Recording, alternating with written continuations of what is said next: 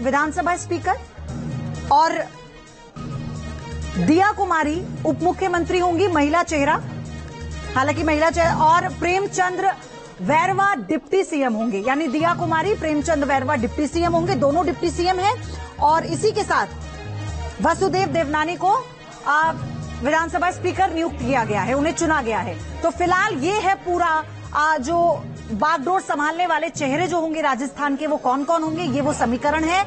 अब ये फाइनल जानकारी इस वक्त आप तक हम पहुंचा रहे हैं। आप देखिए कि भजन लाल शर्मा ब्राह्मण चेहरा मुख्यमंत्री होंगे, ये बड़ी खबर इस वक्त। दिया कुमारी, प्रेमचंद बैरवा डिप्टी सीएम होंगे और इसी के साथ वसुदेव देवनानी होंगे विधानसभा स्पीकर।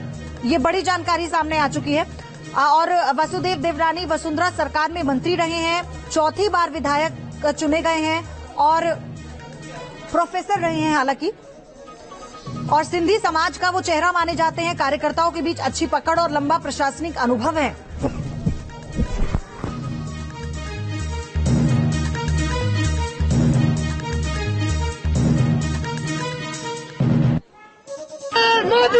ये पूरी तरीके से कार्यकर्ता भी जीते। उन्होंने युवा मोर्चा से स्टार्ट करके आज भाजपा पूरे राजस्थान के सीएम बनेंगे। तो ये पूरे और मोदी जी ने सिद्ध कर दिया कि किसी भी कार्यकर्ता की मेहनत बेकार नहीं जाएगी, बशर्ते वो दम से काम करे। मैं आपको बताना चाहता हूँ कि ये पूरे कार्यकर्ताओं को आज आप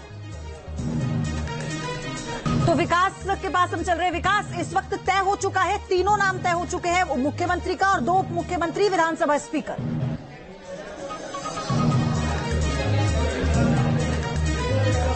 जी बिल्कुल, हम नाम तय होगा। राजनाथ सिंह ने इसकी घोषणा कर दिया और आप देखिए किस तरीके से जातीय समीकरण को साधने की कोशिश की गई है कि अगर भजनलाल शर्मा ब्राह्मण को अगर मुख्यमंत्री बनाया गया है तो दिया कुमारी को इधर से वैरवा समाज जो एससी समाज से आते हैं तो दलित समाज को भी संतुष्ट करने की कोशिश की गई, राजपूत समाज को भी संतुष्ट करने की कोशिश की गई, ब्राह्मण समाज भी। और आप देखें कि स्पीकर के जरिए भी एक बड़ा संदेश देने की कोशिश की गई। तो जो जिस बात को लेकर चर्चा थी कि इसके इन पदों के जरिए बीजेपी जो है वो अपने सोशल इंजीनियरिंग या यूं कहें कि पॉलिटिकल इंजीनियरिंग को ठीक करने की कोशिश करेगी। तो यहाँ पर वो बीजेपी की तरफ से वो कोशिश दिखाई दे रही है।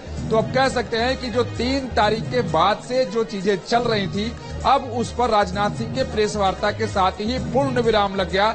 स्थिति बिल्कुल साफ हो गई कि राजस्थान में ताजपोशी किसकी होगी, राजनीति की आगे की दशा और दिशा कैसी होगी, बीजेपी का क्या फॉर्मूला है, बीजेपी किन फॉर्मूलों को और किन जातीय समीकरणों को लेकर के आगे 2024 में चलेगी। तो इन घोषणाओं से ये बिल्कुल साफ हो गया, यानी कयासबाजी खत्म। अब रिजल्ट सामने है कि अब किस तरीके की राजनीति राजस्थान में बीजेपी आगे बढ़ाने जा रही है। तो हम कह सकते हैं कि हालांकि कई नाम कयास लगाए जा रहे थे, तो देखें कि लेकिन वही बात विकास, सुबह से जिस बारे में चर्चा कर रहे थे, एनके सिंह सर है, मुझे उनसे इस पर रिएक्शन लेना है। एनके सिंह सर, कैसे देख रहे हैं आप इसको? भाई, सारी जो लॉजिक होते हैं उसको धता बताते हुए ये जो फैसला हुआ है मुझे अभी तक समझ में नहीं आया।